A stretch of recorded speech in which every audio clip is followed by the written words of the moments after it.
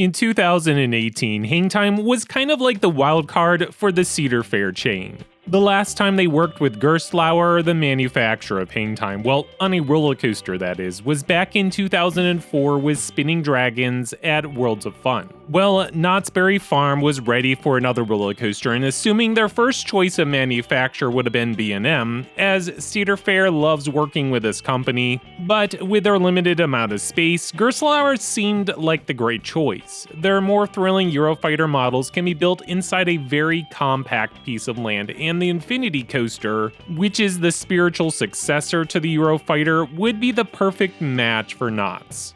Before we get started with this review, please do me a favor by clicking on that like button, and if you're new to my channel, love roller coasters like Hangtime, make sure to subscribe.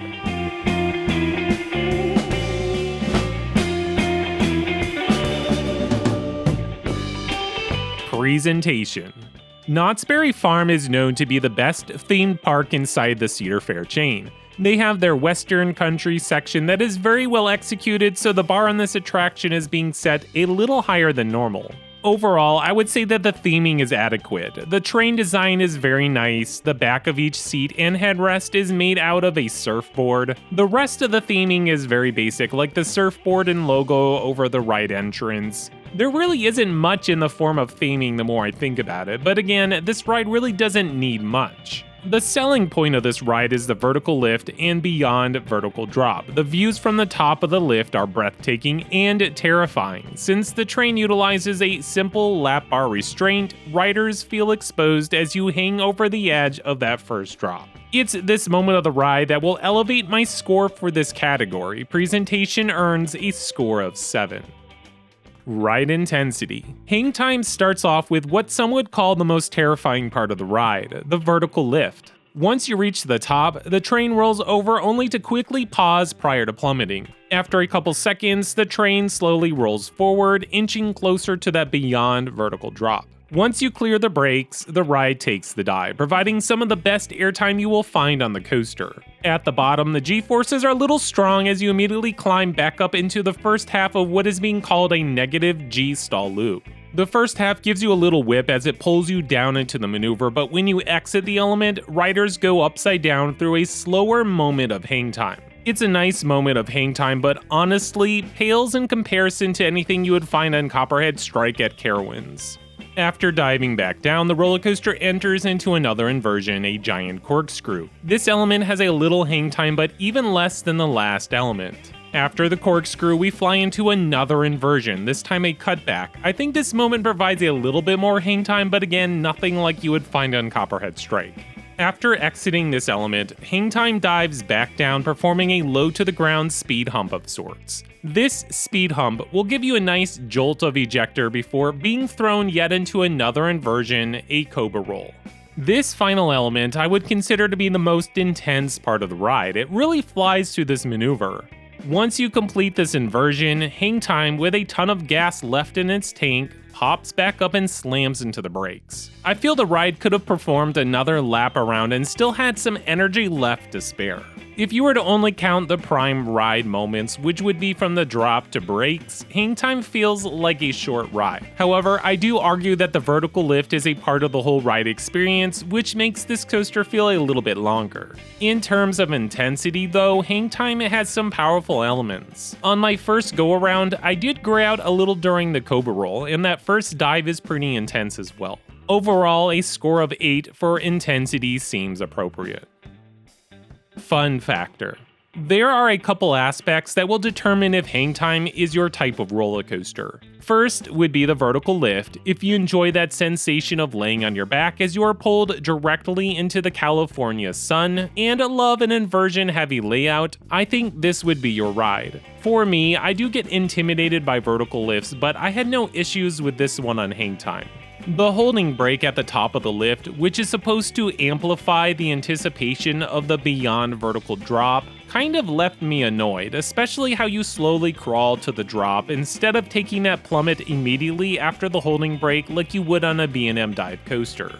The rest of the elements are where this coaster lets me down. I was really hoping for a bunch of hangtime moments, but was only treated with a little dose during the negative G-stall loop. With that said though, that doesn't mean that you can't find some excitement on this coaster because I still had a good time riding, even if it left me with a little headache, but more on that later. I say a score of 7 for the fun factor is on point. Next, as usually a bonus part of the fun factor, I would bring up the operations, but being the day that I visited Knott's Berry Farm, the park was pretty dead and this coaster was a complete walk-on. It's kind of hard to judge how well the operations should be. I can say that the park left both trains on the track, which is a plus, but for a ride that has a simple seatbelt lap bar combo, I was a little surprised how long it would take to dispatch the train. Originality. For the ride's marketing campaign, Hangtime was advertised as the first ever dive coaster on the West Coast. Which, I mean, technically you could call it a dive coaster even though the manufacturer doesn't, but anyways, I felt that this was Knott's way of trying to pull something original out of their unoriginal project. Sure, this ride was very original for the West Coast because as far as I could find, there isn't another vertical lift beyond vertical drop coaster on this side of the country. But worldwide, this model, which started with the Eurofighter, has been built countless times. Of course, the newer trains and holding brake were something on the newer side for this manufacturer. Everything else about this ride feels been there, done that. Now, without diving too deep into the semantics of this topic and to keep myself from being completely butchered in the comments, I could say that the last statement applies to many roller coasters. The truth is, a ton of the rides recycle the same layouts and inversions. I do like the addition of the negative G-stall loop. According to RCDB, it's a one-of-a-kind element, though it's extremely similar to the Finnish loop, found on Junker at Power Park in Finland. The rest of the ride feels typical with better coasters executing those elements. I'm giving Hangtime a score of 6 for originality. Ride smoothness. I really have a beef with Gerstlauer in this category. I thought with a roller coaster that's a little over 5 years old, no shoulder straps, modern design would be butter smooth. But that's just not the case. My first ride in the very front left me with a minor headache as you entered into that first portion of the negative G-stall loop. The train does this quick burst of jackhammering that can bounce your head off the headrest if you're not prepared. Thankfully, for my second ride, I was ready for this moment. Even still though, the ride has a slight rattle, which just makes me think that any looping roller coaster or one that's maybe 50 feet or taller that's built by Gerstlauer is prone to have some kind of rattle. If you are aware of that first jackhammering moment, I think the rest of the rattle is very bearable, which is why I will award it a score of 7 for ride smoothness. Alright, the technical score for Hangtime comes to 7, which is what I would consider a good coaster, just squeaking out of that middle of the road ranking. Now, as for my personal score, I'm going to give Hangtime a little more credit, giving it a 7.5. I think the ride has its good moments like that vertical lift, first drop, and first element. But everything else kind of feels like filler. I could care less about that Cobra Roll element prior to the brake run. I kind of wish that the manufacturer would have included some crazy weird airtime hill in its place, or better yet, maybe an inversion with more hang time. All in all, this is a completely fine roller coaster, one I would have no problem riding again, a coaster that the general public would eat up for its intimidating lift and drop.